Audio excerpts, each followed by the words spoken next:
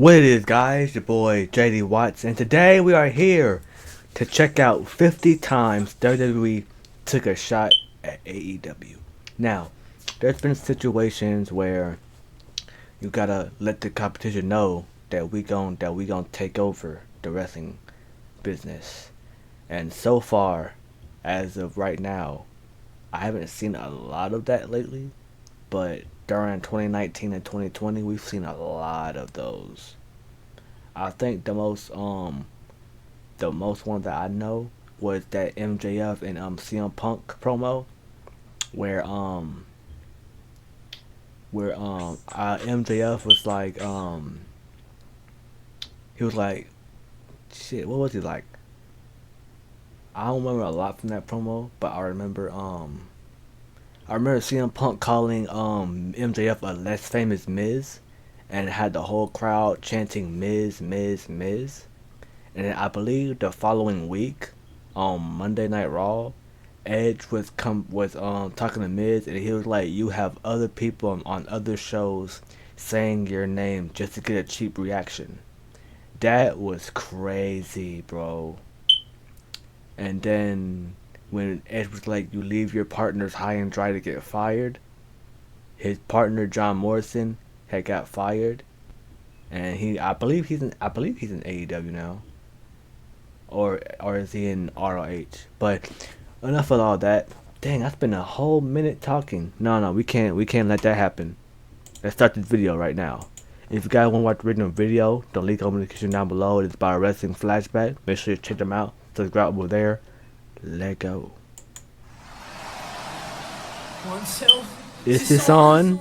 Since its inception, AEW have made massive waves within the wrestling industry. So much so that WWE have referenced the company and its wrestlers numerous times in their programming. Quite frankly, you could ask me anything. You could have asked me about AEW. Hey, Sammy, so... Regardless of the digs, jokes, or just mentions to enhance the story. He's just a less famous I was talking about this. You have people on other shows saying your name just to get a cheap reaction. We'll be covering these moments by highlighting 50 times WWE reference All Elite Wrestling. And what happened? You ran away, you started a company and a promotion that you couldn't get over in.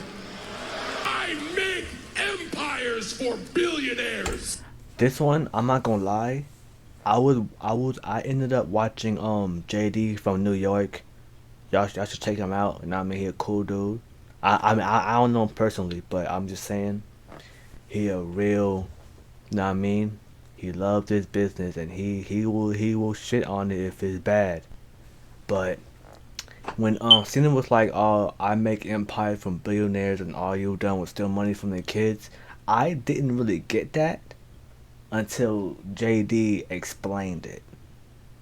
He had when I was really realizing when I was thinking about it, how they say Tony Khan, the owner of AEW, how he is like a fan. He's basically a fan running a wrestling company, and a kid, basically. All you've ever done is steal money from their kids. You took a big chunk of change to go join the competition. How'd that work out for you? When AEW talent Billy Gunn was allowed to appear at the 2019 Hall of Fame as part of DX, there were bound to be comments referencing the new company. We appreciate you being here and, being all in. Don't say Vince McMahon. He will authorize me to give all of you jobs, and he will then fire you. He can't fire me. He will buy that pissant company just to fire you again. Yeah. Gunn wasn't allowed to appear with DX 3 years later during a reunion on Raw, but Billy's absence and current whereabouts were explained on commentary. The new age outlaws! The other guy's doing something with office equipment these days, I'm not sure. It was at the Hall of Fame where Triple H fired one of the first direct shots from WWE at the Jacksonville promotion. Apparently, if you put executive vice president in front of anybody's name, they feel important.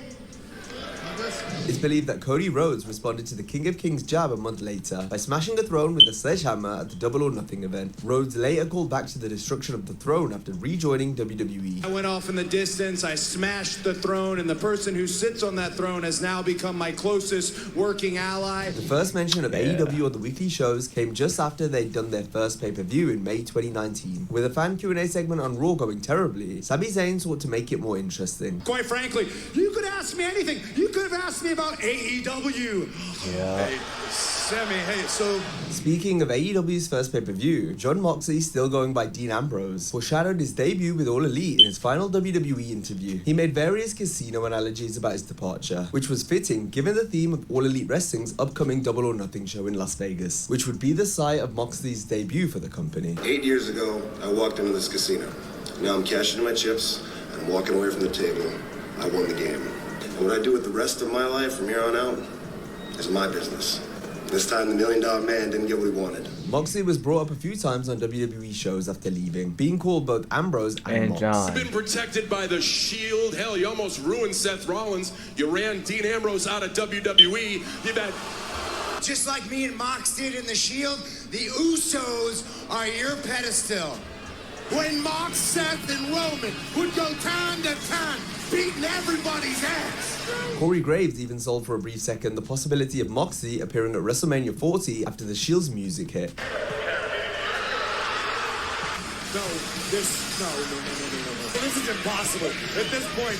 Cody Rhodes was the first main roster acquisition WWE made from AEW, the organization he helped create. So naturally, there were going to be comments made documenting his past, not just from himself, but also his opponents. You don't get to take a sledgehammer to the throne and then come back and try to take that throne from me. Every single day that you were gone, you and your little friends, you tried to tear down what I was building here.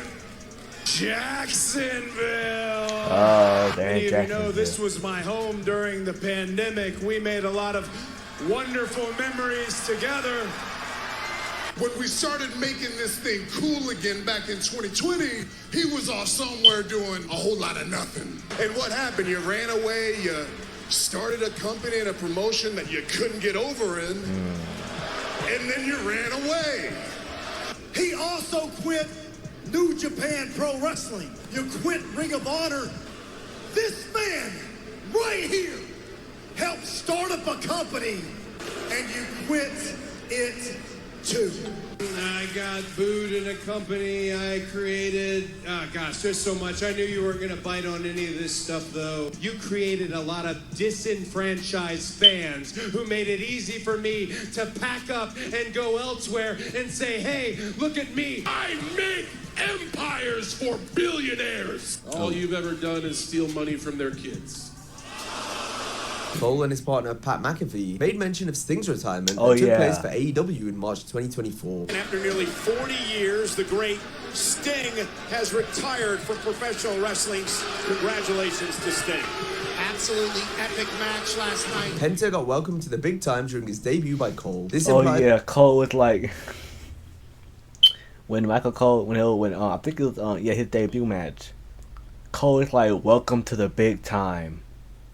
I think he said welcome to the big time. I think welcome to the real previous world. place of work was beneath WWE. Welcome to the big time. Yeah. Cole cited Cody Rhodes' history in the Capital One Arena in Washington, D.C., where Cody wrestled the opening match on the first episode of AEW Dynamite. There's been a lot of history for Cody Rhodes here at the Capital One Arena in Washington, D.C. During an appearance on NXT, Rhodes faced off with some of the other signings made from Jacksonville. Seems like you guys are in a good place. In fact, there were several winks and nudges made towards the various NXT signees' time in AEW. Booker, that's Ethan Page! Wasn't he in AEW? Trick. In case it doesn't work out here, you know you could always go back. Oh, never mind. We both know you burnt every bridge, don't we? Sadly, you didn't take style from the other place, but either way. And you took it from The Rock. Can't help that you're a vanilla midget version of that, but shut your mouth and talk to him instead of me, kid. John Spears, very unprofessional. Just add another Canadian to the list of people that hate me, huh? Well, I mean, that will be Oh, that for a wow. different day and maybe a podcast. This Sunday, I return home to Toronto, and I will reach the pinnacle. Then. Just stole the spotlight from Ricky Saints. AEW has been alluded to Tony a few times fumbled? during WWE's Wow. post-show press conferences, including when Triple H took a shot at their use of the Forbidden Door term to describe contracted wrestlers showing up in different companies. It's exciting to just be able to branch out. And, you know, I'm not going to use all the cliched terms about what door people go through or anything like that because it's stupid and silly. Aside from Billy Gunn, who we spoke about earlier, there are a few other AEW stars that appeared on screen in WWE while still contracted to All Elite Wrestling. Adam Cole's girlfriend, Britt Baker, looking on with concern as we all are looking on. I cannot believe that. Added to the Shakespeare. I mean, you know, the Roman. Cameo. And WWE Women's World With who? Champion Rhea Ripley. With who? A month away Brother, from her yo, battle with Pat Becky McAfee Lynch. hilarious, but he's like, with Yeah, he who? didn't really Who is he forget. with? I did. No, seriously. You know, yeah, Seth versus his opponent. Yo, I swear I knew that was Keith Lee. I saw that Hall of Fame thing. I think that was the night where Paul Heyman got inducted, but I knew for a fact that was Keith Lee. So if we know that Keith Lee is cool, he cool, right? Where is he? Is he still signed with AEW? Like, bro, Tony, what are you doing? You fumbling. What did Adam that Booker dude say? What he called Keith Lee? I think he called this nigga Barry White, bro. I think he called Keith Lee Barry White, bro. Man, but I think if Keith Lee gets another chance at coming back to WWE, I think he's gonna be executed very perfectly instead of how he was when he first got here. The same way with Andrade, Karrion Kross. And one thing about Karrion Kross, he's getting a lot more popular without me even noticing. Like when Karrion Kross got popular, bro, I didn't even notice it until WrestleMania. And after that, his little pipe bomb he made. But wait, hold on. When did I start talking about Karrion Kross?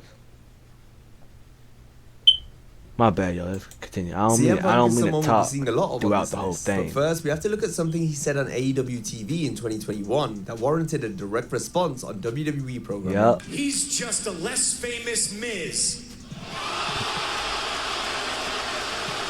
You have people on other shows saying your name just to get a cheap reaction. Punk's controversial spell in AEW came to a head at the All Out 2022 event when comments he made in the post-show press conference sparked a brawl afterwards between numerous wrestlers. WWE appeared to get their licks in shortly after by doing an angle which disparaged authority figure Adam Pearce for airing dirty laundry in public. This was after he got mad at Ronda Rousey per the storyline and then got beat up for it. Adam Pearce has gotten carried away. He's aired the dirty laundry publicly, hence the reason this investigation was taken behind the scenes with Ronda. Punk made a callback to a line from the All Out presser on Raw in March 2025. I'm hurt and I'm old and I'm fucking tired and I work with fucking children. I respect the situation. The more things change, the more things stay the same. I work with children. The All Out saga left Tony Khan at the mercy of many questions, most of which he couldn't answer legally. This frustrated Ariel Helwani, who appeared on SmackDown in Montreal, and then went back and forth with Khan on Twitter, citing their disappointing interview together. WWE made light of this at the 2023 Elimination Chamber, where Helwani was in attendance. The unbiased, world-renowned combat sports journalist Ariel Helwani, who asks all the hard questions, whether you want to answer them or not. We'll include a few speculative references now, since it's fun to try and connect the dots, starting with Seth Rollins telling Drew McIntyre to cry me a river. Same thing Jack Perry said at All In 2023 as a shot at CM Punk, who told Perry not to use real glass for a different spot in the weeks prior. You know what this is right here? And then crushing real glass. Crushing the abdomen. Cry me a river. Boo-hoo, cry me a river. you big Scottish baby. Perry's comments resulted in Punk confronting him right before a match with Samoa Joe. The Samoan submission machine separated Punk and Perry after things got physical. WWE did their own security. Yeah, I remember that. As an angle 2 weeks after AEW aired the footage of Punk and Perry in April 2024. You might say this is a coincidence, but it's worth mentioning due to the timing, since it's not often WWE does security cam skits like this.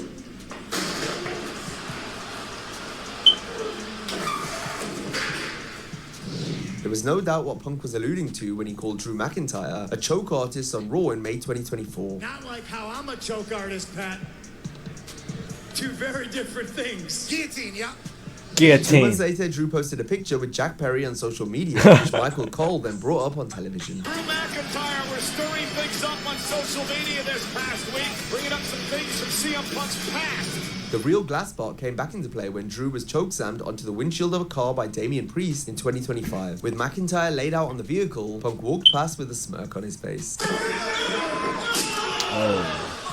Likes what he sees, apparently no love lost between those two. With WWE in the midst of hot streak wrestling in front of full buildings each week, Punk used this as an opportunity to take aim at AEW's failing attendances by stating how WWE actually had fans on the hard cam side of the arena. Beat him up in the cheap seats. There's people on this side of the camera. I'll beat him up over there. I want Drew McIntyre. I've now cooled down and to be clear, I have been reprimanded, but I'm a pro and we move on. Wow. Punk crossed paths with Cody Rhodes again in WWE. The Chicago native questioned if Rhodes can separate business issues from personal ones. This is likely a reference to Cody's departure from AEW, which the American Nightmare has said stemmed from a personal issue. Because I can separate business from personal.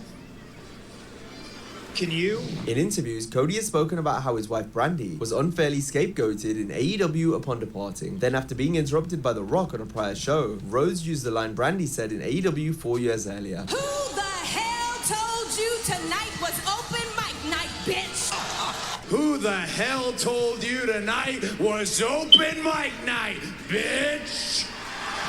And just like Cody had a bunch of his rivals citing his AEW past, Punk received the same treatment. And then you took a big chunk of change to go join the competition. How'd that work out for you? But also similar to Rhodes, All Punk right, made last some one. AEW callbacks of his own. Who would feel comfortable working with somebody who randomly just Punches you punches in the people back. in the face backstage? You just can't be doing stuff like that. That's insane. Now, if you enjoyed this video, Oh be yeah, sure to the check fans out didn't even. the top one. I don't even think the fans even got that from that city he was at. But anyway, I gotta get these hickeys.